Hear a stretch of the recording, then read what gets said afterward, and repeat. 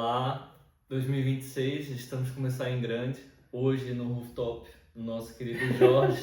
Jorge é Lead UX Designer, nós trabalhamos juntos. É um imigrante que esteve fora de Portugal e já retornou a Portugal, então nós temos muitas histórias interessantes. Jorge, muito obrigado por nos receber nesse rooftop incrível. É o sétimo andar, não chega a ser o oitavo, mas sim, é muito alto. Tá perto. E é uma paisagem incrível, apesar do tempo não estar muito bom. Não. Mas vai ser um episódio muito interessante. E Jorge, eu sei que gostas imenso de board games. Não à toa estamos numa mesa aqui. Board games, é. Board games, não é? Então eu queria que tu imaginasses o seguinte. Imaginas que estás a jogar um jogo, estás a escolher os personagens. Então tens o João, tens o Miguel e tens o Jorge. O que é esse personagem? Como é que é esse player?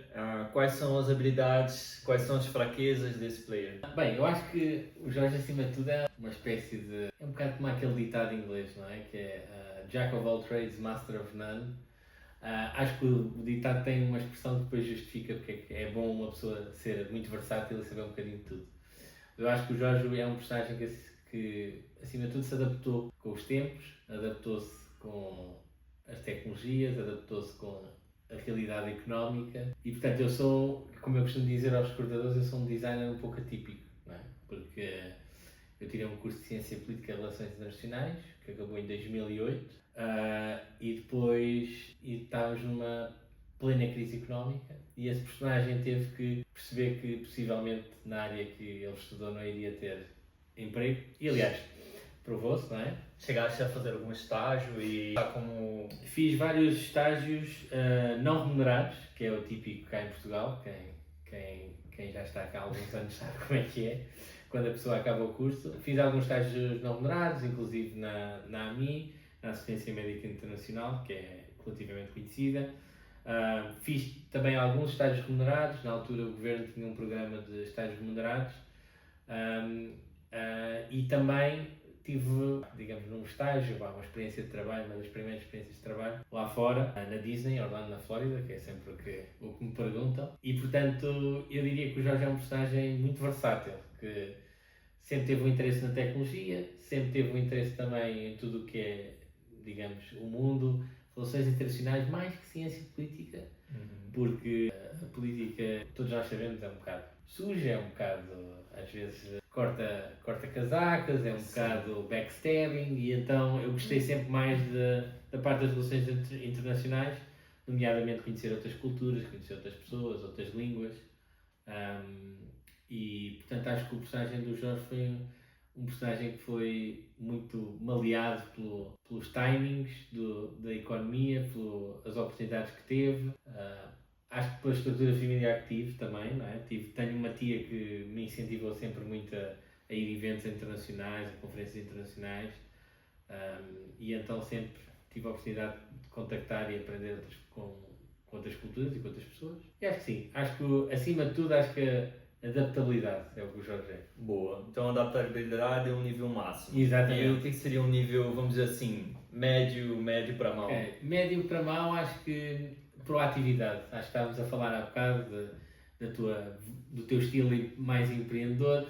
Eu acho que eu sou uma pessoa que, apesar de idilicamente gostar, se calhar, de construir uma coisa por mim, sinto muitas vezes que não tenho essa capacidade de levar as coisas para a frente, projetos próprios, etc. Tenho alguma dificuldade. Portanto, eu acho que esse seria um nível médio, seria iniciativa. Iniciativa, ok, olha, é bom. No Brasil chamamos ímpeto também, não sei se usam aqui.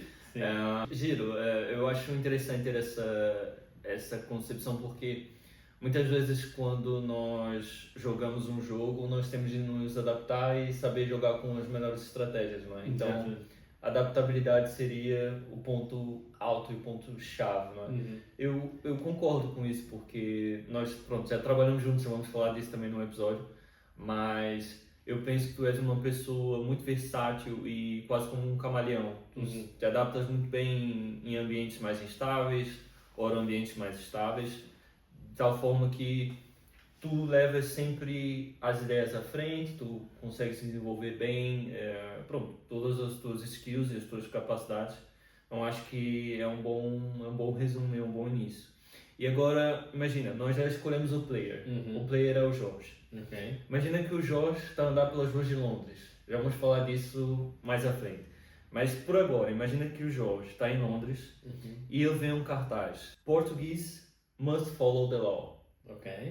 O que essa frase te causa como português e como um imigrante? Qual é a primeira sensação que tens a ler isso em um cartaz? Eu acho que, lá está, é uma ambição muitos dos portugueses serem alemães. E os alemães seguem a lei. E eu acho que os portugueses têm essa ambição.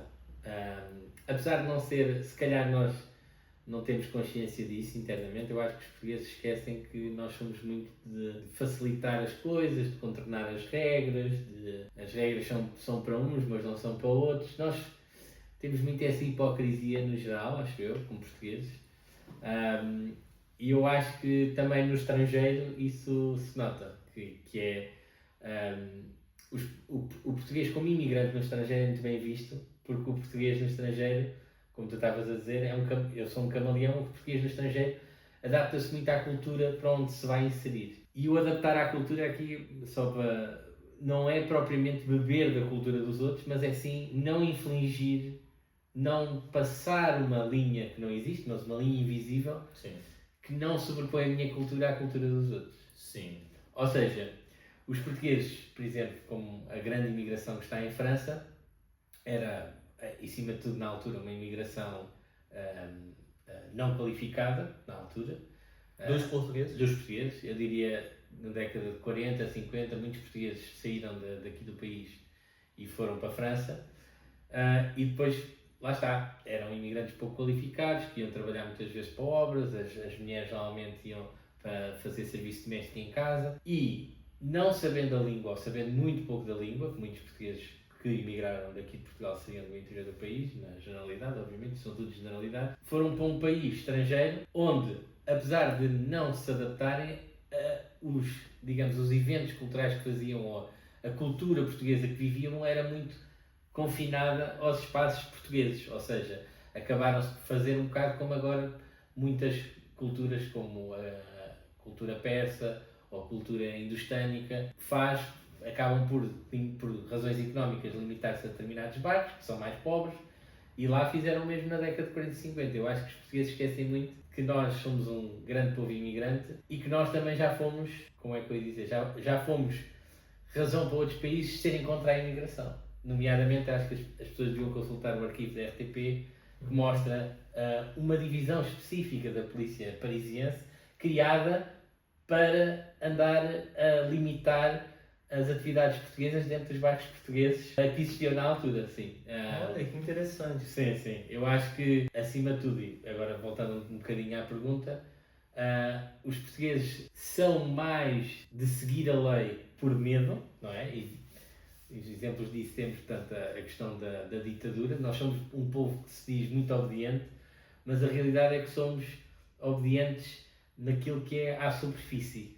Tudo o que é abaixo da superfície, ou que não é tão visível, os portugueses têm tendência a arranjar esquemas, não é? No fundo, a fazer o jeitinho brasileiro, que é uma coisa que a malta diz. Nós temos também muita tendência a fazer essa subvenção às leis e ao que é legítimo, e temos muito, um bocado como o Ricardo Araújo Pereira diz, que é: eu sigo a lei se eu achar na minha perspectiva que a lei é justa. Se a lei não for justa, eu posso subverter a lei e sinto-me bem na mesma, porque não há problema, porque eu acho que a lei não é justa. Eu acho que é um bocado isso. Portuguese must follow the law, mas quando convém, digo. Quando convém. Ok, esse cartaz então faria mais sentido. Ter na realidade uma sublinha a dizer: os portugueses seguem a lei quando convém, não é? Ok, é interessante a tua perspectiva, porque como imigrante aqui em Portugal, eu percebo muito essa questão das pessoas quererem, às vezes, se sobrepor aos imigrantes como se eles fossem melhores. Mas é o que tu estás a dizer, tipo, vocês já imigraram muito para outros países e no fundo seria um pouco como existem players bons e maus de todos os lugares. Sim, sim, sim. E é uma hipocrisia, não é? Porque nós, desde o início do tempo, imigramos para muitos sítios. França é um dos exemplos mais concretos, mas também tivemos muita imigração na Alemanha, também tivemos muita imigração para Londres. E eu acho que as pessoas esquecem um bocado dessa vertente do povo português, porque nós não. Aliás, eu próprio emigrei porque o meu primeiro-ministro me disse que o melhor era os jovens saírem do país, na altura da crise, o melhor era os jovens saírem do país. Estás a falar sério? Estou, Pedro Passos Coelho. É o que eu sempre digo aqui no canal, imigrantes de sucesso sempre sabem a próxima pergunta que eu vou fazer. E é exatamente isso. Eu, quando imigrei para Portugal, não à toa os meus primeiros amigos que eu fiz cá, tenho muitos amigos portugueses também, mas os primeiros, assim, os que me marcaram mesmo, todos imigraram. Um foi para Madrid, passou 2 anos lá, o outro foi para Bélgica com a esposa, passou 9 anos. E tu também foi um grande amigo que eu fiz, já teve fora em 2 oportunidades do país. E eu ia exatamente por aí. O que te fez sair de Portugal? Como é que foi essa escolha e o processo para um novo lugar? Eu sei que tiveram 2 imigrações, podemos dizer assim. Sim.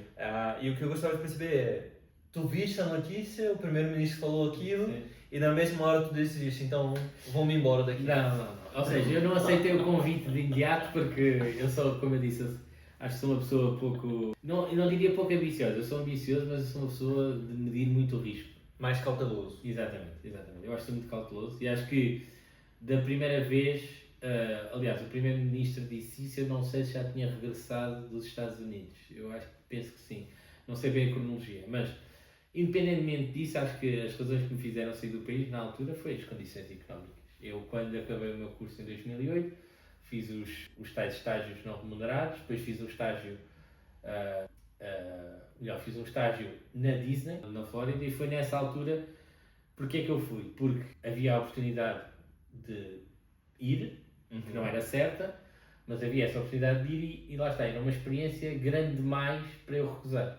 Sim. E tive a felicidade, obviamente, era um programa da Escola de Hotelaria do Estoril, portanto, mais direcionado para alunos de hotelaria, eu não me encaixava bem nesse perfil e, portanto, as minhas expectativas na altura eram muito baixas de eu ser selecionado, só que eu acabei por ir e passar várias fases e cheguei à fase final em que vêm mesmo recrutadores da Disney cá localmente avaliar os últimos, eu diria, 100 candidatos, mais ou menos. E depois desses 100 foi escolhido uma pool de 40, 20 foram na primeira vaga e os outros 20 foram na segunda vaga do programa. E as razões, lá está, era uma experiência nova, era uma possibilidade, mais uma vez também, de ganhar um perfil diferente. Eu sempre fiz atendimento ao público, em voluntariados e tudo mais, e se calhar pensei, ok, isto pode ser uma oportunidade para eu também desenvolver essas capacidades num país estrangeiro. Eu sempre falei muito bem o inglês, por causa dos videojogos, etc., outros aspectos da minha vida, e portanto falava muito bem o inglês. Fui dos poucos, fui colocado numa atração em que se falava inglês, sempre. Tínhamos um roteiro que tínhamos que dizer. E lá está, acabei por ir precisamente por uma questão de descoberta e de oportunidade que era trabalhar na Disney. E isso foi a minha primeira razão essencial, foi ser uma nova experiência. Foram 6 meses, mais ou menos, e obviamente acabei por voltar. Das 40 pessoas que foram para lá, só uma é que foi oferecida a possibilidade de lá ficar, e foi uma pessoa que não faltou um único dia em 6 meses de trabalho. E se tu tivesse tido essa oportunidade, terias continuado? Honestamente não. Eu acho que aí essa minha experiência na Disney foi um bocado onde se desmontou a minha ideia idílica do que é o sonho americano e do que é viver na América. Nós tivemos várias experiências lá, marcaram o grupo todo no geral, mas aos portugueses em particular, porque foi com uma portuguesa que aconteceu que tinha bronquite asmática e a Flórida é um clima muito úmido. Sim. E então ela, quando chegou, precisou de estar mais ou menos 2 semanas internada, e quando foi para voltar, também possivelmente expulsada por ansiedade ou qualquer coisa, teve outra crise de bronquite asmática, e era mais barato marcar o voo naquele dia diretamente para Portugal do que com o seguro da Disney a 60%, o seguro de saúde da Disney a 60%, do que pagar mais um dia de internamento lá. Aliás, ela não pode voltar ao país precisamente por causa da dívida que ela tem, da dívida que tem associada ao número de segurança social. E portanto, essa foi uma das muitas coisas que me viu. Acho que acima de tudo também uma cultura muito focada no trabalho, no geral. Acho que eu tinha colegas que faziam 3 horas de viagem por dia para ir trabalhar. Portanto, a vida deles era trabalho, eles não tinham tempo livre. Não.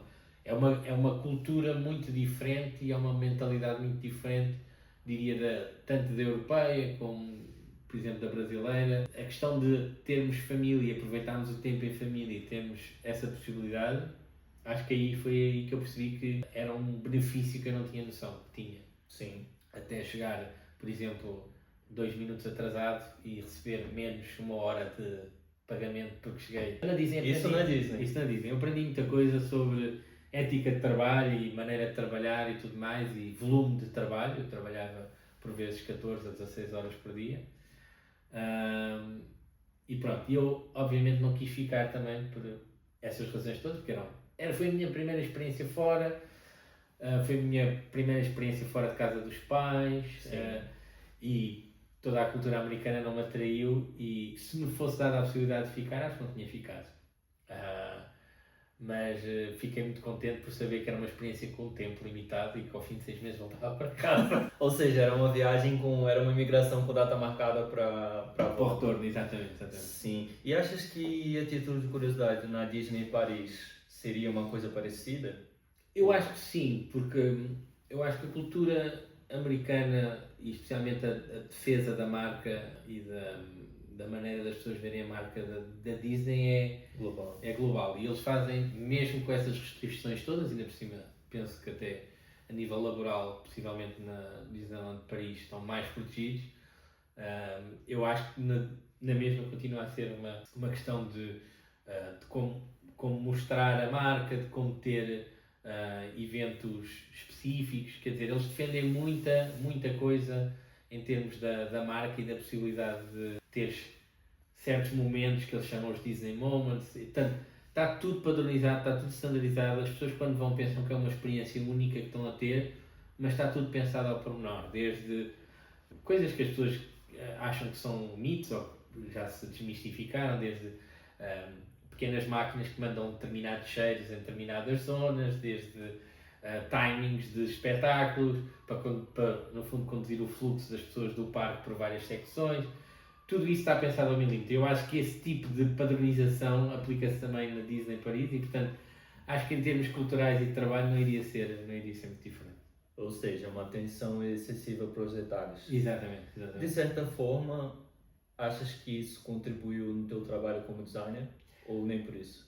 Eu acho que sim. Eu acho que, lá está, muitas vezes eu me perguntava na Disney porque é que isto é feito de uma determinada maneira e porque é que temos que fazer estas determinadas coisas, e depois via no fundo que esses pequenos pormenores fazem uma soma muito grande na experiência das pessoas.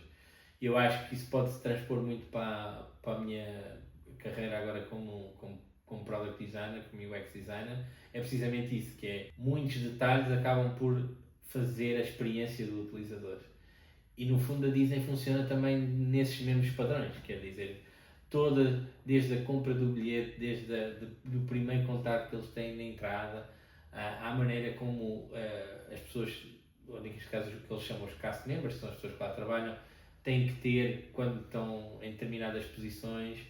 Tudo isto é uma soma de detalhes que depois produz uma experiência do utilizador, neste caso do guest, do convidado, como eles chamam, que é muito maior e muito mais propensa a criar momentos de alegria e memórias específicas nas pessoas por causa disso. E a mesma coisa com a utilização de uma aplicação web ou móvel, é exatamente a mesma coisa. É a soma de várias interações que fazem com que a pessoa pense: isto permitiu-me chegar a este resultado que eu queria e fui bem conduzido e não tive nenhuma fricção, etc. Acho que isso é muito importante. Sim. E hoje, então, trabalhaste na Disney. Quando foste nessa oportunidade em específico, tu tinhas escolha de onde ias trabalhar? Como é que foi esse critério de seleção? Não, foi automaticamente atribuído. Uma das perguntas, eu lembro-me disto e farto-me de contar a história, que é quando os recrutadores da Disney vieram cá, uma das perguntas que eu acho que fez o make-up para onde eu iria foi: imagina que estás numa atração e que tens uma criança que chega com os pais e essa criança não tem a altura certa para poder andar na atração onde tu estás. O que é que tu farias? E eu na altura, muito rapidamente, disse: eu baixava-me ao nível dos olhos da criança e dizia-lhe que infelizmente ele não podia ir naquela atração e tentava arranjar uma atração semelhante para crianças ali relativamente perto para essa criança poder ir. E a recrutadora ficou assim a olhar para mim e espantar: ok, fantástico, boa resposta. Eu acho que foi isso, e o meu nível de inglês, né, obviamente, que que fez com que eu ficasse, como eu já disse, na única atração que falava maioritariamente inglês. Eu estive no... a atração chama-se mesmo World Famous Jungle Cruise. Existe até hoje? Existe até hoje. Era a preferida do Walt Disney. E é uma atração que não é nada mais que um safari mecânico em barcos. E os barcos estão presos num carril, a única coisa que nós controlamos é se vamos para a frente ou para trás. E temos que contar uma data de piadas meio secas, meio com segundos sentidos, durante esse percurso todo. E portanto acho que valeu a pena, foi engraçado, testou o meu nível também às vezes de improviso, a nível humorístico. Porque muitas vezes, quando por exemplo nós tínhamos um barco que era específico para necessidades especiais, cadeiras rosas, etc.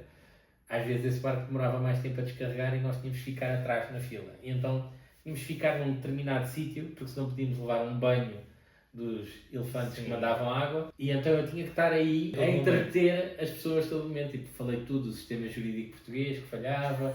Tudo, mais alguma coisa eu fui-me lembrando de porque é que os portugueses são como são, essas coisas todas. E portanto acho que o meu nível de improviso e adaptação aí foi mais uma vez testado e correu bem. Mas sim, acho que foi por isto, fui selecionado pelo meu nível de inglês acima de tudo e lá está, porque eles viram que eu tinha boas relações interpessoais e acharam que essa era uma das melhores atrações. Uma pessoa amigável, estaria ali à altura da responsabilidade que tinha. Excelente. E imagina que tens a Disney, um site da Disney, a Disney vai lançar uma nova app. Achas que esse tipo de cultura é refletido em outros espaços da empresa? Sim. Sim, definitivamente. Eu acho que é assim, mesmo que haja, como é que eu ia dizer, problemas de usabilidade, etc., em tudo que plataformas ou sites da Disney, eu acho que todo esse cuidado que eles têm, toda essa atenção que eles têm ao pormenor, se reflete em todos os departamentos.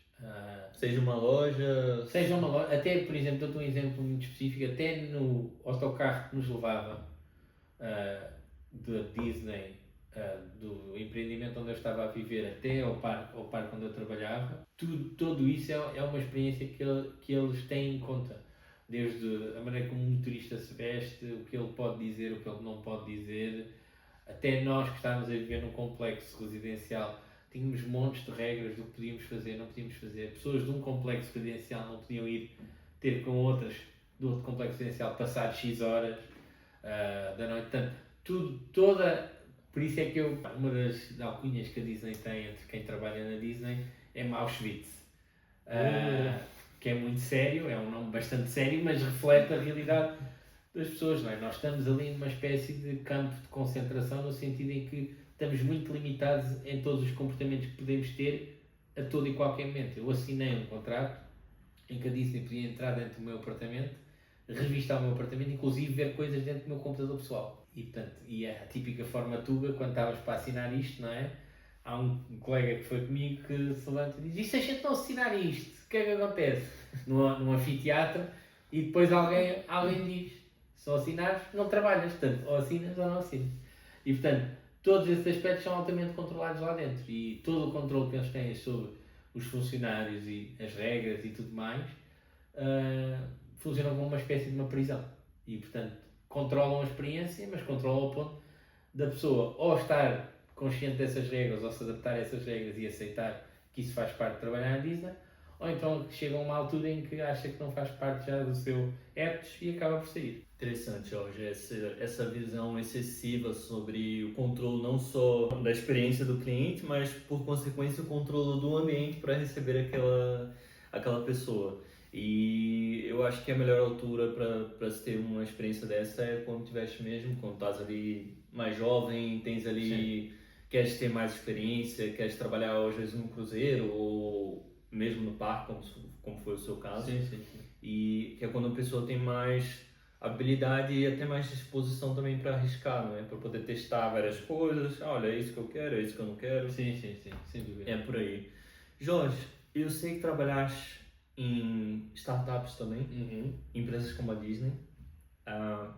Tenho que te perguntar como foi o processo. Imagina, você emigrou para a Disney, voltou, já era formado, se formou? Eu já era formado e depois, quando voltei da Disney, continuei erroneamente a mandar currículos para a Ciência Política e Relações Internacionais e recebia montes de convites para primeiras entrevistas, para falar sobre a experiência da Disney, só. Ah, E depois não passava à fase seguinte, mas chamavam-me sempre para perguntar como é que tinha sido.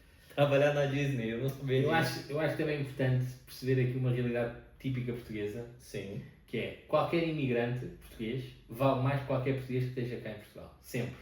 Ah, sério? Não sabia disso. Portanto, tanto o meu estatuto como dentro da minha própria família se elevou quando eu fui estagiar para a Disney fora, Sim. como a nível, digamos, societal e a nível de empregabilidade me tornei muito mais atrativo só porque estive fora.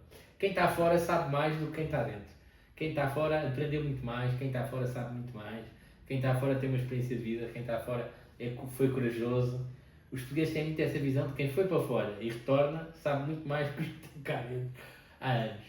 E eu acho que isso, lá está, tem o seu quê de... Verdade, mas é uma generalização, não é? Exatamente, é uma generalização muito grande que os portugueses fazem. E então, eu quando voltei comecei a ser muito mais chamado para entrevistas porque tinha essa experiência na Disney.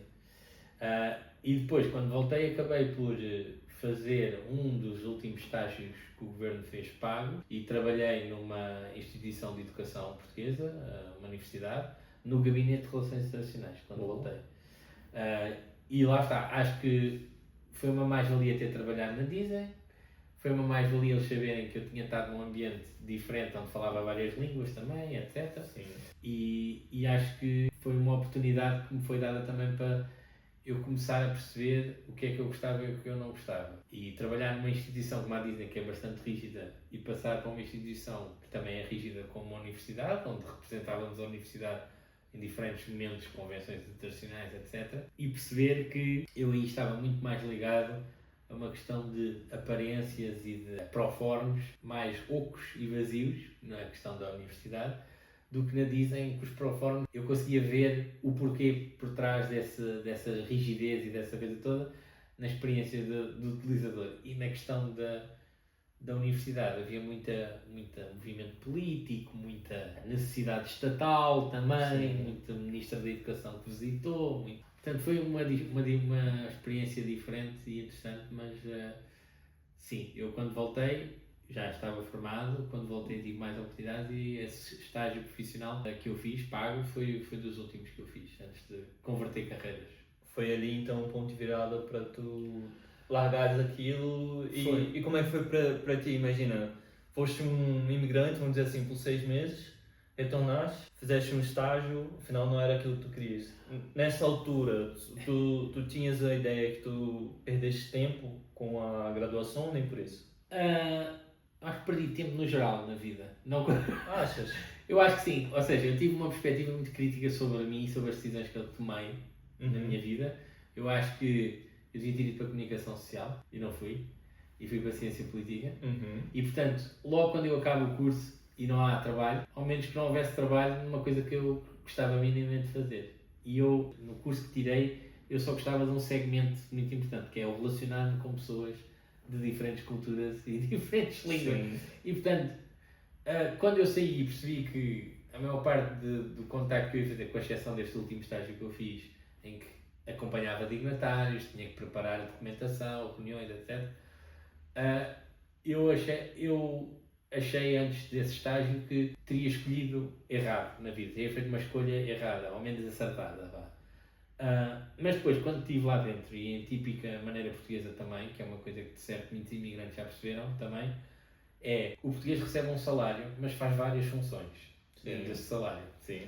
E portanto, eu dentro desse estágio acabei por fazer os sites internos, como eu sempre tive interesse na área, os sites internos dos departamentos de estudo que havia dentro da universidade. E então eu comecei a desenhar os sites internos para todos terem um padrão, comecei a fazer o site interno do Gabinete de Relações Internacionais dessa... Antes mesmo de pensares em design. Exato, antes mesmo Interessante. E quando eu estou a fazer isso e começo a partilhar com a minha família que estou a gostar bastante de estar a fazer essas coisas, que eu estava a aprender por mim mesmo, a minha tia, que lá está, sempre me suportou nestas iniciativas e atividades, disse: então eu pago o curso de um mês na FLAG, que era uma escola profissional, eu pago-te o curso de um mês e se tu gostares, lá está, para tu saberes que gostas mesmo de fazer isso. E eu fiz esse curso, enquanto estava, pouco depois de ter acabado o estágio, E enquanto estava a tirar este curso, estava a perceber que estava a gostar mesmo de dar. E então foi nessa altura que eu depois decidi tirar as poupanças todas e fazer esse curso de um ano que eles tinham nessa profissão. Portanto, eu não acredito, eu não achei que tomei uma decisão errada propriamente. Achei que demorei demasiado tempo a perceber aquilo que eu queria. Eu acho que se tivesse ido para a comunicação, a minha vida podia ter sido diferente, mas eu acabaria aqui onde estou. No mesmo lugar. Porque em termos financeiros, comunicação, sabemos como é que as pessoas funcionam, sejam apresentadores, estejam à frente da câmara, atrás das câmaras, funciona tudo da mesma maneira, precariedade, e portanto eu acho que acabaria por fazer satélite destes meus interesses, que são sempre os videojogos, foi sempre tudo o que é tech, etc. E então acabava por, inadvertidamente, por voltar aqui nesta área do design, acho eu. Acho que foi um desvio. Sim, eu acho que a cautela, ela é a iniciativa na hora certa. Exato, sim, exato. Pode ser. Imagina, podes ter menos iniciativa, mas em compensação o tiro que vais dar é muito mais certeiro. Certo. Se tivesse, talvez, eu vou fazer gastronomia, eu vou fazer design mesmo. Sim. Imagina que tu te inscrevesse num curso, numa outra graduação para fazer isso. É verdade. E eu acho que também, agora que tu disseste isso, fez muito bem comigo a questão do tiro ser certeiro. Repara que eu tinha dinheiro do último estágio e por isso é que arrisquei fazer o curso de um ano. E além disso tive a oportunidade de alguém que pagou o curso de um mês para eu saber se era mesmo aquilo que eu queria. Quer dizer, tive um privilégio nessas situações todas, mas nunca arrisquei muito. O meu objetivo foi nunca arriscar muito precisamente por isso. Sou uma pessoa mais aversa ao risco. Mas funcionou. E tomaste risco de qualquer forma, porque Sim. também podia ter corrido mal. Também. A Disney podia ter corrido mal, o curso da graduação podia ter corrido mal. Sim. Imagina, eu acho interessante porque, mesmo eu como cientista de dados, a malta surpreende quando percebe que eu sou economista e a única coisa que eu fiz também foi como tu, um estágio pago em economia. Mas a morosidade do sistema público, a questão da política, como tu disseste, eu sou um gajo muito técnico. Sim. Sabes disso também, porque já trabalhamos juntos. Então, quando nós temos ali um embasamento do que achamos que devia ser e a coisa não é, ou a coisa é passada à frente, ou enfim, não sucede da melhor forma, eu acho que nós começamos a ficar frustrados. Sim. E foi isso que aconteceu comigo, porque eu estava num estágio e via pessoas a trabalhar com coisas que não tinham a ver com economia. E quando trabalhavam com economia, passavam por decisões políticas que afetavam o processo. Sim. Afetavam o processo, não são propriamente técnicas, por assim dizer. Então acho que vamos dizer assim, linhas tortas que no final caem no mesmo sítio. É isso, foi um pequeno detour, um pequeno desvio que fizemos para depois seguir a mesma linha que não diria que já estava predestinada, mas que seria o sítio onde iríamos ter de qualquer das maneiras.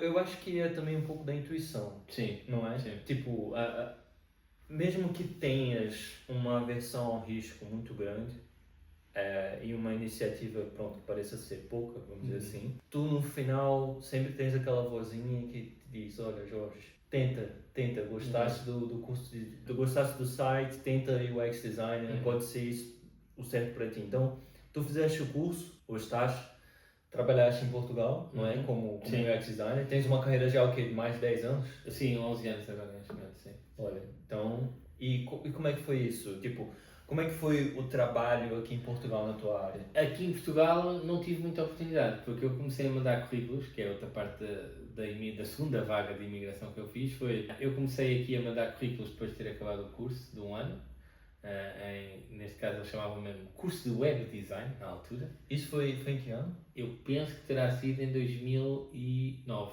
Ali no período da crise? Exatamente. Foi no período da crise e eu comecei em 2009 a fazer o curso acabou em 2010. Sim.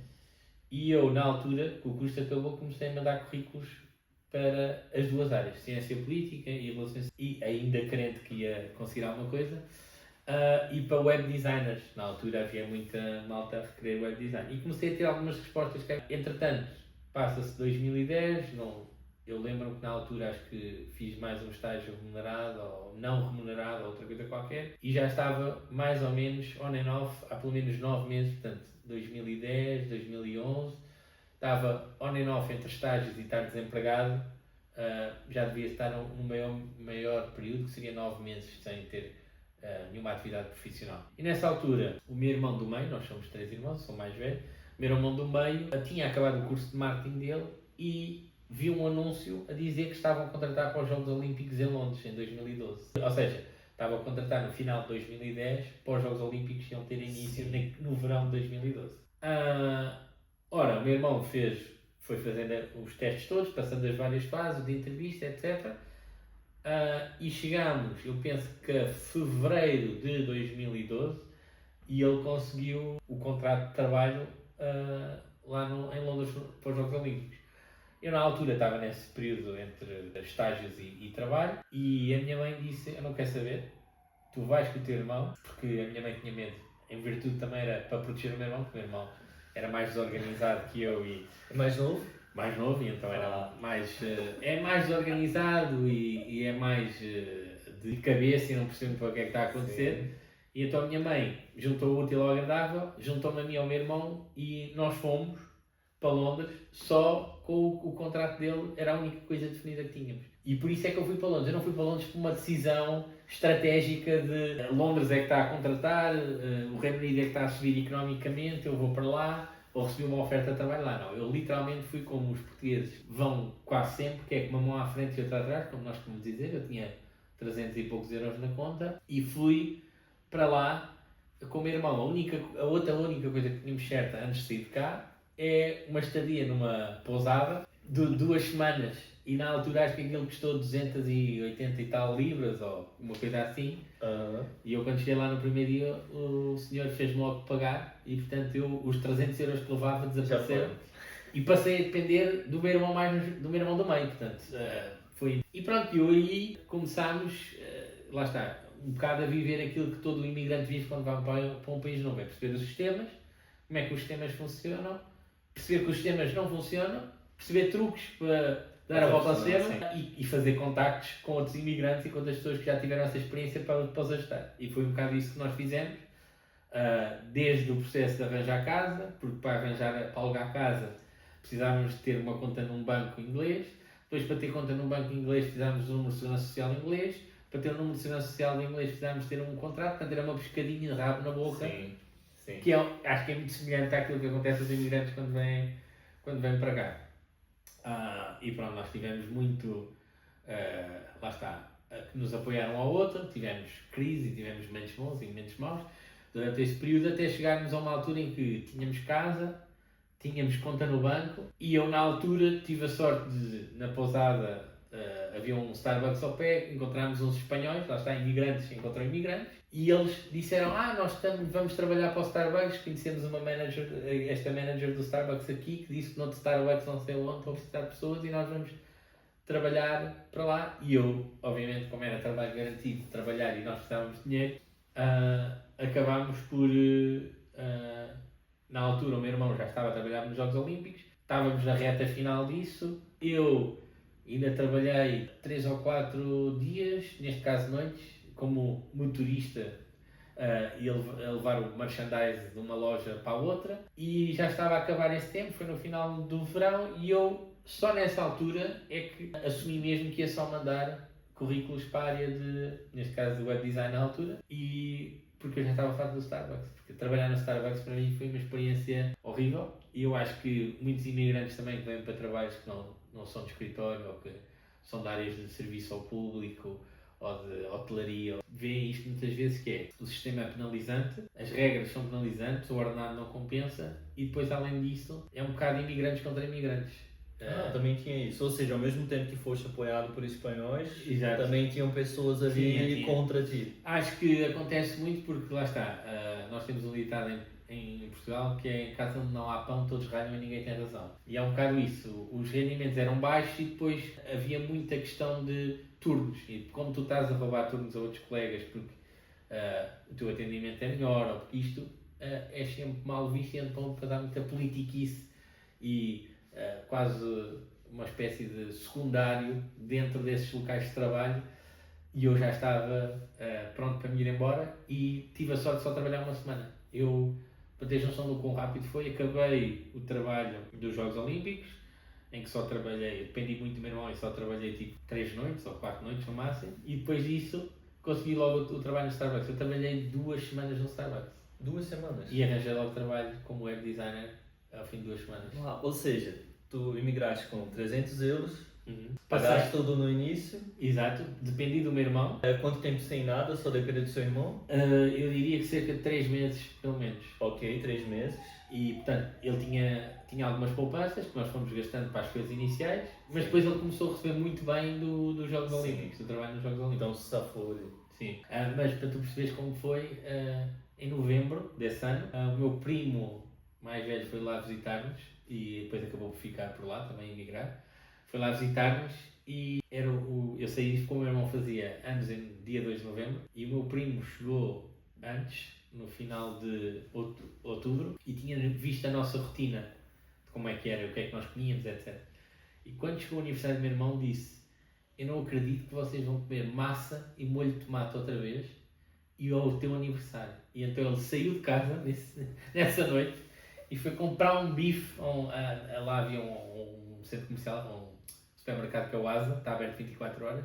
Foi comprar um bife de vaca só para nós comermos bife, porque ele estava chocado com a poupança que nós estávamos a fazer, porque eu só comecei a trabalhar no ano a seguir, ou seja, os Jogos Olímpicos terminam, a gente passa o Natal e eu passei essas 2 semanas, foram em janeiro do ano a seguir e comecei logo a trabalhar em fevereiro, o que é que foi mais ou menos, do ano. Ou seja, tiveram que fazer poupanças ali e restringir ao máximo, mas é um período de adaptação também, uma fase que vocês passaram juntos.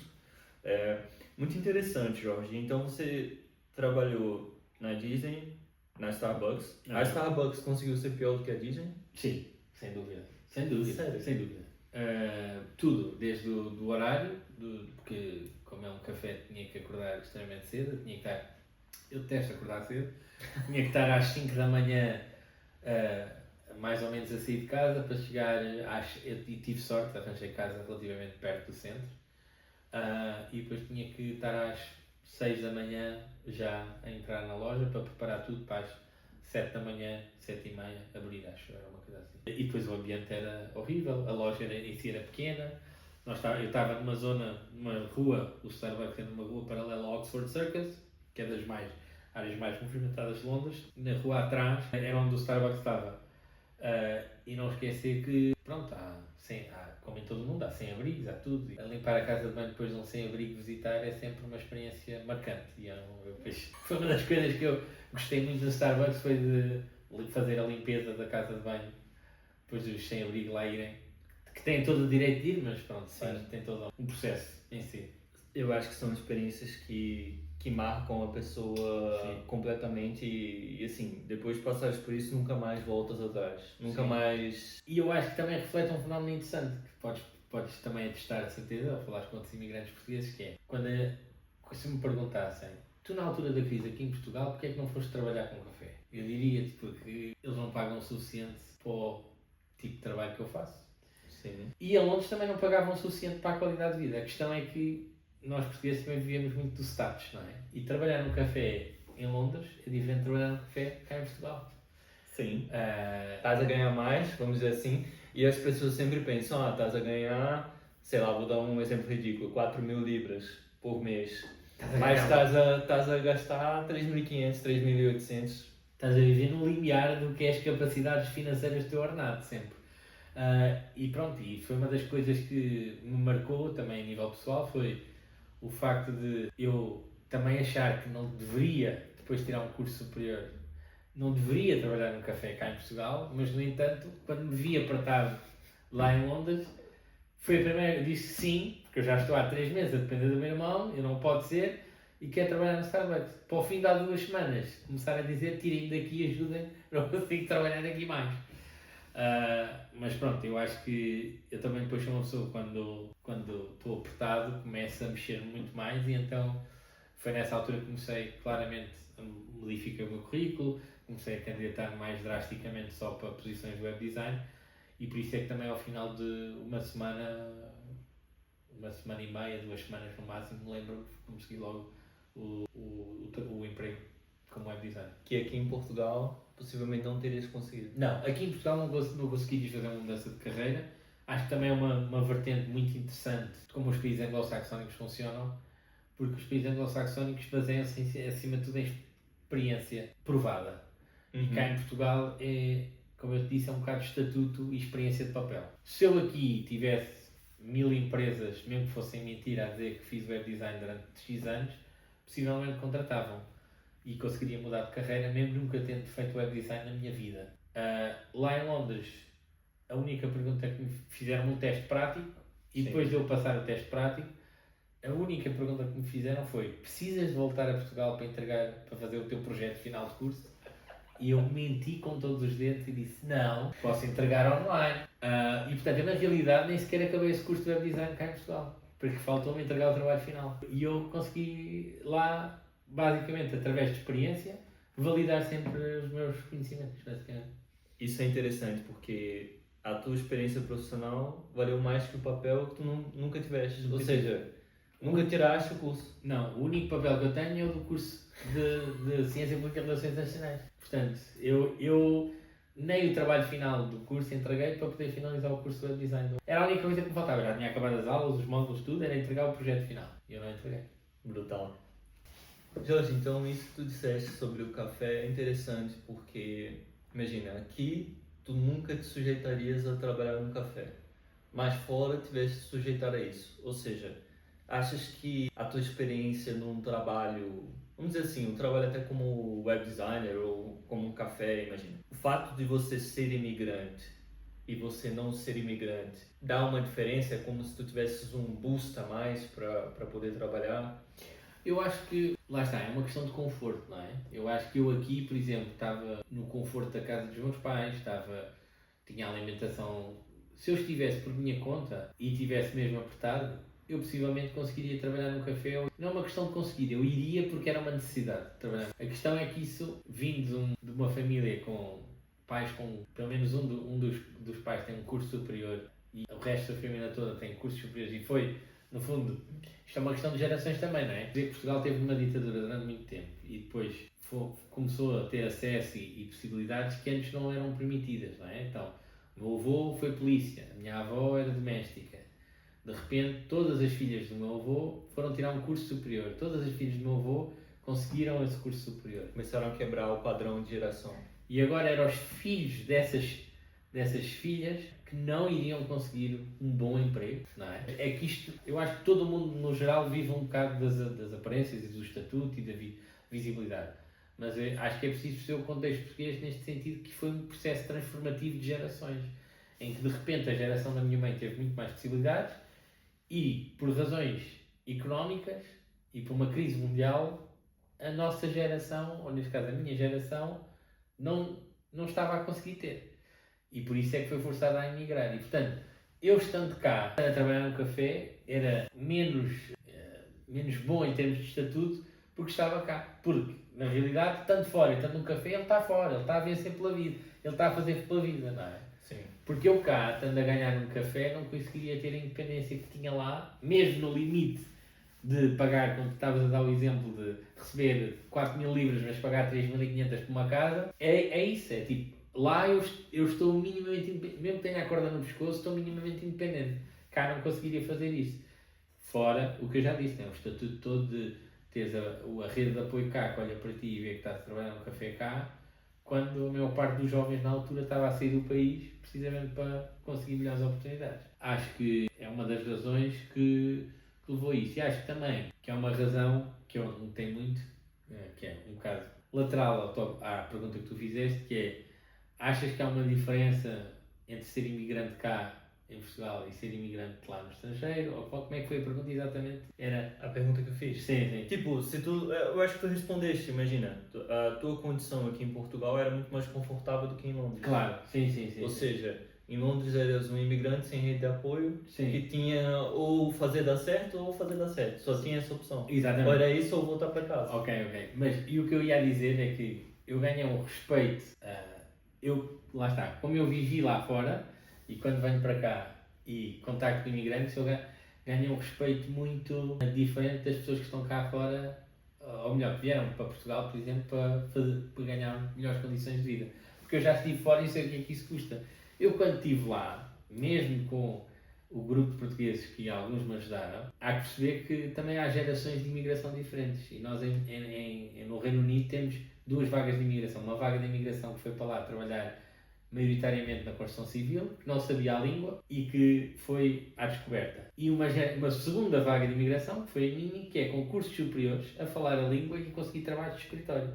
Sim. E portanto, um dos momentos mais fantásticos que eu tenho para provar este choque de culturas e este choque de estatuto é quando eu fui à casa do Benfica, a casa do clube do Benfica lá em Londres, e eu quis uma vez oferecer uma rodada à malta que lá estava, que eram mais 5 ou 6 pessoas, e fui visto pela malta mais velha que lá estava como uma pessoa que estava a fazer show-off do dinheiro que tinha, porque eles não tiveram essa possibilidade e essa liberdade de estar a ganhar bem no início da imigração. Eu tinha chegado lá há 6 meses e já estava relativamente confortável, obviamente uma casa partilhada e tudo mais, mas podia-me dar aos luxos de pagar uma rodada a alguém.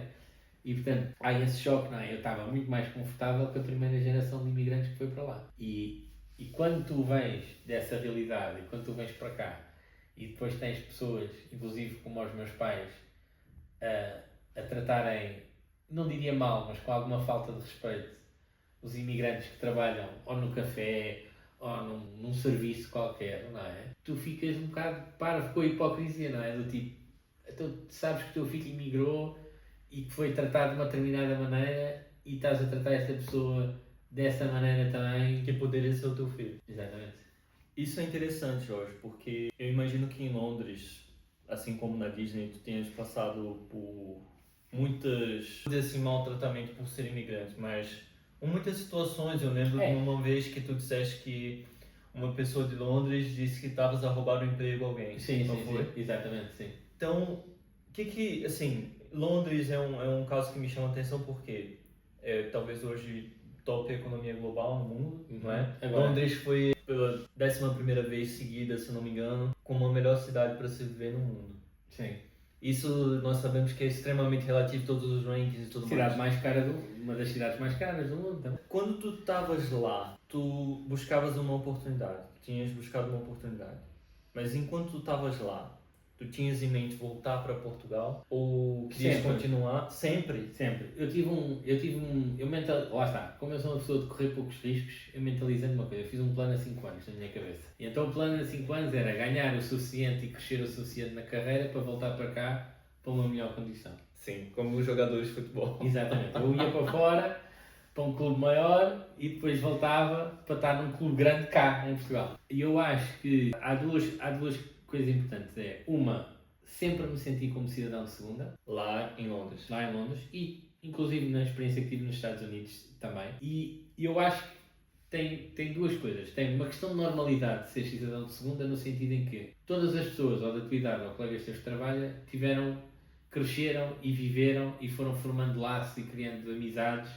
E portanto tu acabas por ficar isolado dessas pessoas, porque elas já têm os grupos de amigos. Por isso é que tu te ligas muito mais. Imigrantes ligam-se muito mais com outros imigrantes. Sim. Mesmo que sejam de culturas completamente diferentes. Eu tive a sorte de calhar na primeira empresa onde trabalhei em Londres, de calhar numa empresa que tinha um brasileiro que era o meu chefe de design, que estava há 11 anos já na altura em Londres, de calhar com montes de espanhóis, montes de italianos, romenos, que é uma cultura latina minimamente semelhante. E portanto, todos nós sofríamos o mesmo, que é a questão que eu estava a dizer, que é somos cidadãos de segunda, quer a gente quer não, por mais que existam leis que te protejam, por mais que sejas um contribuinte da sociedade, culturalmente, qualquer cultura que não é endógena vai olhar para ti como uma cultura exógena. Não é? Seja a tua maneira de falar, a tua maneira de vestir, seja os grupos que tu fazes, vais sempre chocar de alguma maneira. E eu acho que, voltando um bocado atrás, é aquele ponto que eu estava a dizer que os portugueses é que são considerados a melhor imigração da Europa, porque nós desaparecemos, nós imiscuímos nos nossos rituais culturais dentro da nossa própria cultura. E, por exemplo, nós não falamos muito tão alto como o resto da Europa do Mediterrâneo. Sim. Falamos alto, mas não tão alto. Não somos italianos, não temos... E somos uma cultura agora estamos famosos no mundo, mas éramos uma cultura aqui há 10, 15 anos muito desconhecida. Ou seja, nós éramos sempre associados aos espanhóis, ou éramos sempre... Sim. E então estávamos sempre a falar. Portanto, há sempre essa questão de seres um cidadão de segunda, sejas um imigrante, sejas tu, imigrante brasileiro cá em Portugal, seja eu um imigrante português no Reino Unido. Vai sempre haver essa sensação que em certos momentos e certas situações é bem real e bem, diria, nociva para nós, com experiências bastante tristes, mas ao mesmo tempo são meros desentendimentos culturais em outras situações. E portanto, eu acho que, em relação à pergunta que tu fizeste, que eu já me perdi outra vez, que era o que é que se eu tinha sempre um plano para voltar para cá, para Portugal. Sim, se pensavas voltar, tipo, foste já com a ideia de voltar. Sempre tive, porque não há nada mais confortável que o país de origem de uma pessoa. Por mais que uma pessoa se adapte e viva, a não ser que tenhas uma personalidade extremamente diferente e que não seja aceito no país de origem, não é? Tu, por exemplo, o caso desse imigrante brasileiro, foi numa altura em que o Brasil, portanto há 11 anos, sei lá, 15 anos atrás, quando ele lá estava, ele era homossexual. Portanto, lá está, ele vinha de uma cidade do interior do Brasil, eu já não me qual é, mas sei que era do interior, e portanto, ele fugiu porque não era aceito. Sim. E portanto, se não tiveres uma personalidade ou uma identidade que te expulse do teu país de origem, o teu país de origem é muito mais confortável.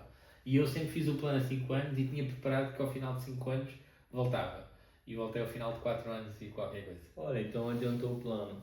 E quando estavas lá, já tinhas em mente, tipo, comprar uma casa aqui, com o dinheiro que tiveste lá? Era simplesmente fazer poupança? Tinha algum tipo de objetivo, vamos dizer assim, ou conquista financeira? Eu tive... O progresso de imigrante para mim foi o inverso. Eu comecei muito bem e acabei muito mal. Ou seja, lá em Londres? Lá em Londres. Ok. Então eu consegui um bom primeiro emprego. Estive lá 2 anos e pouco. E depois, a partir daí, todos os empregos consequentes que eu arranjei na área foram piores. Ok. E cada vez mais a trabalhar fora de Londres. E cada vez mais farto do clima. E cada vez com menos amigos. E cada vez com... O dinheiro para casa até foi a parte que se calhar foi subindo. Quando eu digo o dinheiro, digo o ordenado. Porque as poupanças nunca foram muitas. Porque eu, quando fui para Londres, há que perceber também a fase da vida em que eu estava. Foi, digamos, a primeira fase de independência adulta e, portanto, todo o dinheiro que eu tinha, eu gastava. Sim. E, portanto, era mais natural, saías mais, tinha mais amigos e tudo mais. E então eu voltei de Londres, lá está, o plano adiantou-se, portanto podemos dizer, não é verdade, mas podemos dizer que não poupei o target que eu tinha. Eu voltei de Londres com mais ou menos 4.000 libras poupadas, que não é nada. Para 5 anos quase, não é nada. E eu não tinha planos nenhuns de comprar casa quando voltei. Quando voltei, o meu plano era conforto, porque tive mesmo, eu acredito que agora se diria tecnicamente um burnout, e acabei por voltar precisamente para estabilizar-me, ter conforto, estar com a família, ter o meu grupo de apoio, e acho que foi essencialmente por causa disso. E quando voltei, o meu plano essencial era arranjar trabalho na área de design, exato, porque eu nunca tive uma oportunidade cá em design, e então o meu plano foi esse. Portanto, o plano falhou em termos de tempo, as poupanças falharam, mas ao voltar para cá, o meu estado de espírito e a minha, digamos, estabilidade mental melhorou imenso, porque ao voltar para cá tudo é confortável, não é? O tempo é confortável, as pessoas são confortáveis, tudo é familiar. Sim. E portanto acho que é natural que isso aconteça. E tu também tens uma percepção e um valor muito diferente sobre essas coisas quando estás fora. Claro. Então, imagina, lá no Brasil, às vezes nós não nos damos conta, tipo, temos a questão de segurança, mas também temos praia, temos boa comida. Então, quando tu vais para um sítio, tipo, não sei, Bélgica ou França, com a culinária e cultura completamente diferente, consegues sentir faltar feijão. Imagino que na própria Disney também vocês... A malta brasileira de lá sinta falta do feijão com arroz, porque não é nada típico, não é? Não, e tudo, a qualidade dos ingredientes. Por exemplo, um exemplo tão simples como o facto de eu em Londres, quando estava em Londres e tinha o meu grupo de amigos, eu se queria combinar qualquer coisa, tinha que combinar com o tempo de antecedência. O que eu quero dizer com isto é, eu se quisesse sair no fim de semana, tinha que dizer pelo menos na quarta-feira, olha, no fim de semana querem ir, no sábado querem ir não sei onde. E depois era sempre dependente do tempo. Sim. E dependente das obras que o metro estava a fazer naquela altura. E eu acho que a gente perde-se um bocado quando está cá no país de origem, perde-se um bocado nessas questões que trata como fossem normais. Mas, por exemplo, cá em Portugal, se eu pegar no telefone agora e disser que vou tomar café com um amigo meu depois de sair do trabalho, é garantido. Sim. E em Londres isso é garantido. Em Londres as pessoas estão num Mindset de trabalho e chegaste a considerar outra cidade na Inglaterra mesmo, ou não? Não. Porque Londres tem os confortos todos de uma capital, não é? Proximidade a tudo, é o centro de tudo. Eu estive a trabalhar, lá está, como eu disse, a minha condição em termos de emprego começou a piorar. Eu já estava a trabalhar a 1h20 de Londres, fora de Londres. Eu vivia no centro de Londres, na zona 4, e estava a viajar para fora de Londres 1 hora e tal de comboio, mais uns minutos de autocarro. E não é tal coisa, é mais pequeno, é um meio mais pequeno, é um meio mais privado, portanto ainda mais difícil seria como imigrante fazer conexões fora de Londres. Se já em Londres é difícil e é o mundo que é, quanto mais fora de Londres que, lá está, é muito mais homogéneo o tipo de pessoas que existe, não é? Sim. Enquanto Londres é um melting pot de culturas, fora de Londres é tudo muito mais heterogéneo, ou homogéneo, digo, desculpa. Sim, é mais natural, vamos dizer assim, daquela cidade. Eu também percebo isso um pouco aqui em Portugal. Imagina, Lisboa é um mundo de culturas. Quando vais ali um pouco mais ao norte, já começas a perceber que Portugal original, vamos dizer assim, está mais preservada, não é? Jorge, imagina agora uma coisa. Disseste sobre Londres, sobre a Disney, ou seja, estiveste fora em 2 oportunidades e nas 2 voltaste para Portugal. O que hoje faria sair de Portugal? Mesmo com uma casa aqui, mesmo com uma vida, vamos dizer assim, estabilizada, o que hoje, assim, faria sair daqui? Eu acho pouca coisa, honestamente. Eu acho que... Uma guerra? Uma guerra possivelmente, sim. Mas eu acho que hoje em dia não estamos livres, mesmo em qualquer país do mundo, de não desenvolvermos. Acho que, infelizmente, é uma realidade mais próxima do que aquilo que a gente queria para nós. Mas eu acho que é uma realidade que não está assim tão longe como nós pensamos. Sim. Eu acho que o que me faria sair daqui, não sei, eu sou uma pessoa romântica, se calhar um amor da vida, se calhar fazia-me sair daqui. Olha, mas se tivesse esse vídeo, meter o Tinder do... é isso, vamos fazer aqui um e-date já. Eu acho que isso seria uma das razões, ou então uma oportunidade de trabalho muito específica numa empresa muito relacionada com os videojogos ou uma coisa assim, possivelmente faria-me sair daqui deste país. Acho que de outra maneira não me viria a sair. E o único país que eu tenho curiosidade, e sei que a imigração lá também não é fácil e que é uma coisa muito diferente, o país com quem eu mais me identifico para emigrar agora novamente era o Canadá. É o Canadá, tenho 2, o Canadá ou a Nova Zelândia. Por que agora esses 2 em específico? O Canadá, lá está, porque tem muitos valores semelhantes em termos de ideológicos, não é?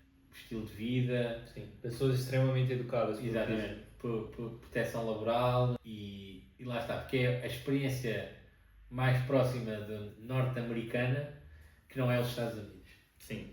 Pronto. E a Nova Zelândia, pelo simples facto que eu acho que me ia converter num hippie e possivelmente trabalhar numa autocaravana ou num bungalow de praia, uma coisa qualquer, e assim seria o sonho. Trabalhar na Nova Zelândia junto à natureza e tudo mais. Acho que seriam os únicos 2 países que eu tinha interesse. Lá está, a Nova Zelândia também é moderna, também tem uma ideologia ocidental que também preservação da natureza, essas coisas todas com quem eu me identifico e portanto acho que seriam os 2 países onde eu me sentiria mais confortável a migrar. Mas lá está, teria que ser uma condição muito específica para eu voltar a emigrar. Acho que eu tive 2 versões minhas quando emigrei para Londres. Uma que foi nos 2 primeiros anos que lá tive e outra nos últimos 2 que lá tive. E uma foi, venham para cá, isto é muito bom, emigrar é muito fixe. E depois tive a outra que foi nos outros anos a seguir, que é, pensa bem se queres emigrar. Porque emigrar é difícil, é duro, não é para todos, pensa bem. Portanto, eu tive essas 2 versões dentro de mim na altura que estive em Londres, precisamente por isso, que acho que faz bem a toda a gente emigrar ou ter uma experiência de imigração, porque a nível individual e pessoal cresce imenso, portanto acho que faz sentido, mas também percebo as pessoas que não imigram, porque estás-te a pôr sempre numa situação de desconforto muito grande e de descoberta individual muito grande também. Sim, acho que é uma exposição, não é? Eu acho que é um catalisador, vamos dizer assim, para a tua versão pura, original. Exatamente. Se queres descobrir o que queres, se queres descobrir as tuas ambições, o que te move, se calhar emigrar é uma um estágio na Disney ou sim. um cruzeiro pode te fazer perceber ali rapidamente que... O que é que tu queres e o que é que tu és, exatamente. Boa, Jorge. Jorge, agora vamos fazer aqui uma imaginação. Nós já imaginamos muitos cenários aqui. Agora imagina que nós temos aqui à nossa frente o futuro, estamos em época de eleições, Certo. futuro presidente de Portugal Uhum. e já o próximo primeiro-ministro. Pode ser o mesmo ou não? Certo. Mas o presidente e o primeiro-ministro. Quais conselhos tu, como imigrante, não é? Imigrante, já diversas vezes, quais conselhos tu poderia dar ao governo de Portugal para que pudessem, enfim, ter o melhor trabalho possível, sob a tua ótica? Acho que acima de tudo não diluir a AIMA como fizeram com o CEF, não é? No momento em que estamos a receber uma das maiores vagas imigratórias do país, acho que acima de tudo todos os serviços que têm a ver com a imigração, acho que precisam de um reforço, seja financeiro, seja a nível pessoal. Nós sabemos que ninguém resiste a um volume como nós estamos a receber pessoas, em termos de processos e de agilidade nos processos, isso é natural. Só que é importante também perceber que as pessoas também têm outros países para onde podem ir. E se nós queremos, falando do ponto de vista económico, né? Se nós queremos capitalizar de imigração, desta vaga de imigração que estamos a ter, a imigração a vários níveis, é pessoas mais qualificadas, como tu e como a tua mulher, são pessoas menos qualificadas, estamos a receber um afluxo muito grande de pessoas. Se queremos capitalizar, é importante que esses processos sejam ágeis e que as pessoas se sintam bem atendidas e refletidas nos seus pedidos, naquilo que procuram, não é?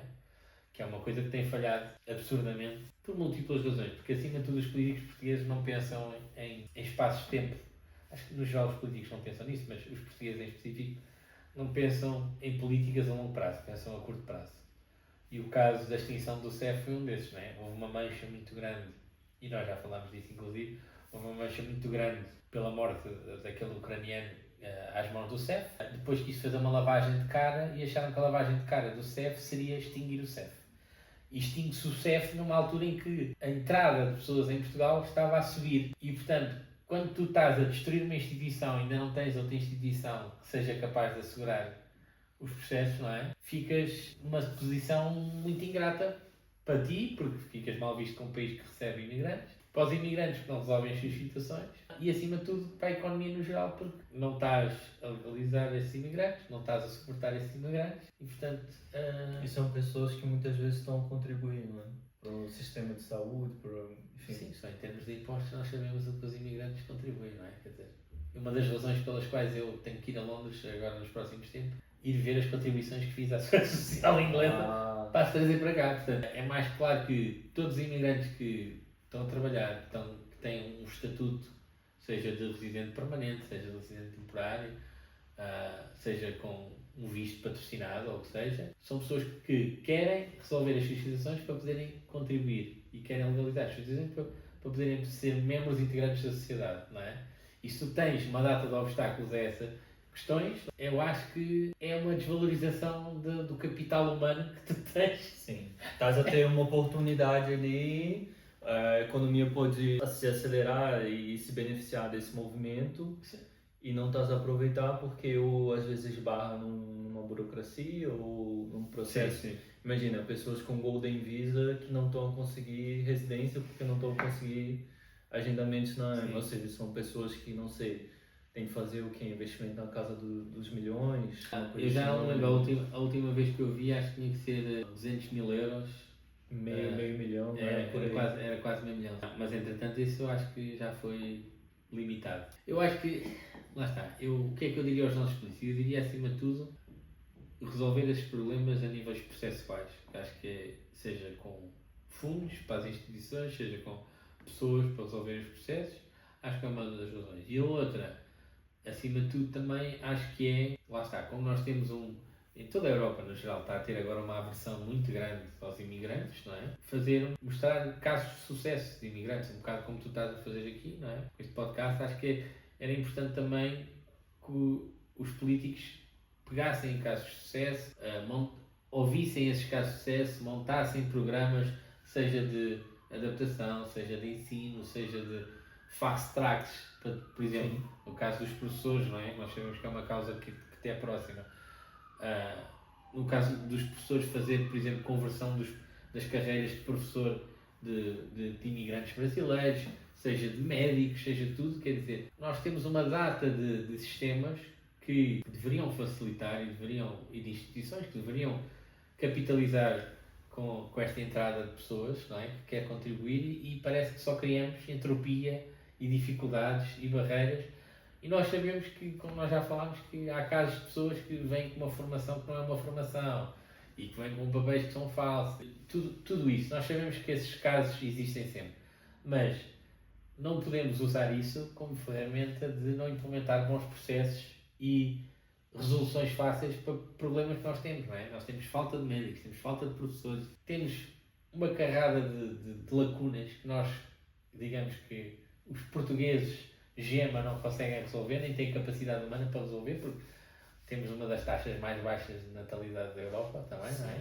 Sim. E portanto, se nos faz falta esse capital humano e não o estamos a usar, é triste, mesmo do ponto de vista económico, para qualquer pessoa que queira mobilizar a economia portuguesa, não é? Não faz sentido. E depois tens a outra vertente, que é, enquanto tu não agilizas estes processos, não capacitas essas instituições de ajudar os imigrantes, e agora com estas questões ideológicas de direita que estão a forçar a legislação para dificultar estes processos, não é? Tu estás a ter o oposto, que é, as pessoas depois recorrem a subsistemas ilegais, ou vêm por subsistemas ilegais, e depois são exploradas, são aproveitadas por redes de imigração ilegal, com péssimas condições de trabalho, não estão a contribuir porque não estão legalizadas para a nossa segurança social, e depois tens tipo crises. Mas isto é financiado por quê? Por grupos de interesse, obviamente. Tudo sempre há um interesse econômico por trás, e essa sua percepção, Jorge, é fundamental, porque imagina, és português, mas tu consegues enxergar isso porque já estiveste fora e tu percebes como as coisas são. E uma última pergunta que eu tinha a fazer sobre Londres é, tu nesses processos, seja em Londres, seja nos Estados Unidos ou em Portugal, consegues perceber que há ali uma morosidade proposital, vamos dizer assim, nos processos? Ou seja, é feito para dificultar, imagina quando estavas a mencionar em Londres, a questão da segurança social, de eu precisar do número, etc. Achas que são coisas que não passam pela cabeça de quem está a fazer as políticas públicas, ou é algo mais proposital?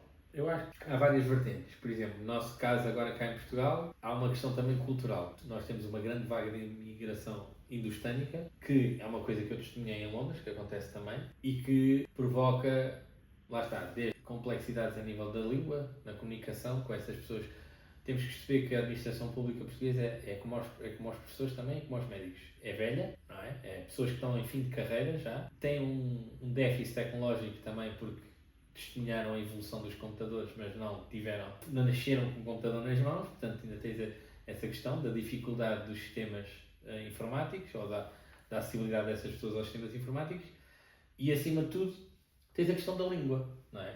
No caso dos brasileiros não é obviamente impedimento, mas no caso dos outros imigrantes a maior parte é. E depois, essa geração que está à frente desses serviços, na generalidade, é uma geração que tem, eu não quereria dizer racistas, mas tem valores xenófobos e intrínsecos, e sem dúvida em casos pontuais poderá haver essa morosidade propositada. Sim. Ou essa falta de entendimento. Mas que também, os portugueses também são vítimas disso, e vocês de certeza que viram o sketch do gato fedorento, do papel, qual papel, precisa do papel.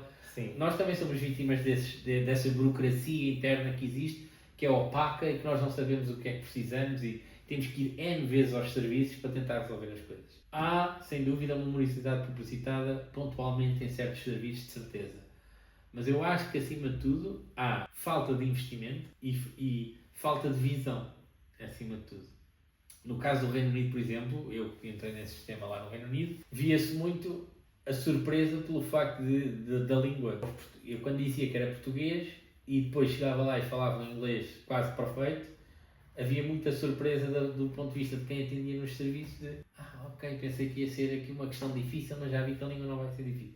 E os processos agilizavam-se, mas por exemplo, o sistema informático não está preparado para a carrada de nomes que os portugueses têm. Como é que ele dá a volta? Eu tenho esse problema agora para resolver, por isso é que eu tenho que ir lá, que é o próprio sistema informático não está pensado para as diversas culturas. A cultura portuguesa tem 5 nomes próprios. Sim. O sistema inglês tem um primeiro nome, um middle name, que é o nome do meio, e um último nome. Portanto, eles não conseguem pôr aquilo tudo em middle name.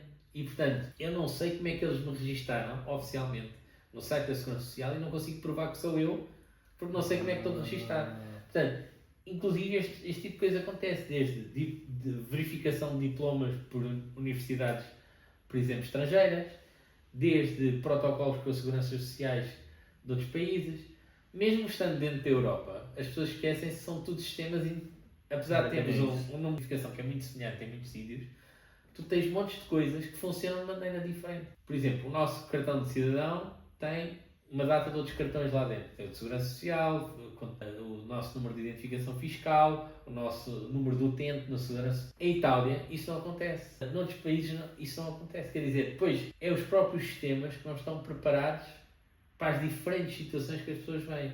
Eu tenho um diploma desta universidade. Ok, mas já foi, já recebeu. Sim, mas eu não posso certificar o papel sem ter um pedido. Porque depois são 2 sistemas em países diferentes a batalhar uns contra os outros e são super rígidos. Por exemplo, acontece o caso de o meu pai trabalha numa secretaria de uma escola, cá em Portugal. Tinha uma aluna que era brasileira. A aluna brasileira interrompeu a meio dos estudos, né, e veio para cá. O meu pai, para introduzir no sistema, precisava de um extrato de todas as disciplinas que ela teve no Brasil e de saber o que é que o Ministério da Educação dava em termos de equivalências às disciplinas que ela teve lá. A instituição no Brasil não podia emitir esse extrato sem um documento oficial requisitado ou pelo Ministério da Educação ou pela escola a pedir isso. E, portanto, entramos neste embate, por isso é que, agora puxando aqui um bocado a minha profissão, os que chamam System Designers, que é precisamente para isto. Estes 2 sistemas em países diferentes são altamente rígidos e depois não conseguem interoperar entre eles. Jorge, falamos sobre muitas coisas, sobre sistemas para imigrantes, sobre tua experiência na Disney em Londres e, infelizmente, nós temos de encerrar nosso episódio. Podíamos ficar aqui por horas a falar, ficamos a falar no almoço, num break aqui que fizemos rapidinho. Mas eu queria encerrar, Jorge, com uma última pergunta que é, com o player Jorge, com o personagem Jorge, quais que foram as características que te fizeram ser um imigrante de sucesso e que tu recomendarias para as pessoas que pensam em imigrar, seja para Londres ou Estados Unidos ou para Portugal, qualquer país, e o que tu aprendeste nesse processo de uma forma geral? Eu acho que, acima de tudo, resiliência. Acho que os setbacks vão ser muitos quando uma pessoa imigra. Há um choque muito grande inicial, seja cultural, seja precisamente para perceber esses temas que recebem os imigrantes, não é? Desde criar um número de segurança social, abrir conta num banco local, essas coisas todas. Tudo isso vai ter peculiaridades do próprio país quando a pessoa vai. E acho que é preciso ter muita resiliência para lidar com esses avanços e recuos durante o nosso período de imigração. Acho que isso é muito importante. A outra digamos, qualidade, estado de espírito que a pessoa deve ter, acho que é, acima de tudo, um bocadinho de confiança e descoberta. Eu confiei em pessoas que eu não conhecia muito bem. Quando estava em Londres, confiei nos espanhóis para me arranjarem aquele emprego no Starbucks. Confiei numa antiga colega minha que trabalhou comigo na Disney portuguesa, que estava, por acaso, em Londres, para ser a minha morada, entre aspas, oficial, para receber as cartas do banco, para poder abrir conta. Confiei num português random que disse que me ia arranjar uma casa. Eu acho que a gente, sem dúvida, pode-se abrir a riscos e a decepções, mas, ao mesmo tempo, estamos num país estranho, estamos a tentar estabelecer a nossa vida com alguma normalidade e é natural que a gente, às vezes, possa não confiar totalmente nas pessoas, mas temos que fazer um salto de fé, não é? Temos que pôr, se aquela pessoa diz que pode conseguir resolver aquilo, e eu sei que muitos brasileiros que vêm para cá às vezes são enganados por outros brasileiros que têm agências de imigração e essas coisas, mas acho que de todo modo, acho que tem que ter um bocadinho de fé na humanidade quando se imigra, porque tens de apoiar nos outros, de onde der. seja emocionalmente, seja financeiramente, seja a nível de resolução de problemas. Tens que ter um bocadinho de confiança nos outros humanos à tua volta, que começam a fazer parte da tua rede de apoio nesse novo país. E, portanto, acho que é isso. Resiliência, acho que é um bocadinho de ingenuidade também, porque se não souberes muito bem ao que vais é sempre melhor. E depois ter um bocadinho de fé e confiança nas outras pessoas, acho que é importante para poder resolver as coisas. Obviamente, de fora o resto, tens de ter iniciativa, tens que procurar resolver, não podes ficar parado à espera que as coisas se resolvam, etc. Mas pronto, acho que isso é um bocado mais como dado adquirido do que propriamente os outros que eu já falei. Perfeito. Jorge, sozinho nós não vamos a sítio nenhum. É verdade. E nós queríamos agradecer por você estar conosco nessa jornada. Muito obrigado. Nosso primeiro episódio de 2026 para abrir o ano com chave de ouro e que venham muitos mais imigrantes de sucesso, que continues a sua jornada profissional, seja em Portugal ou seja, quem sabe, no Canadá ou na Nova Zelândia. Exatamente. Nunca sabemos. E que tenhamos ainda muitos anos pela frente como amigos. Eu gosto muito de ti, és uma pessoa extraordinária. E estamos juntos sempre. Um grande abraço. Muito obrigado.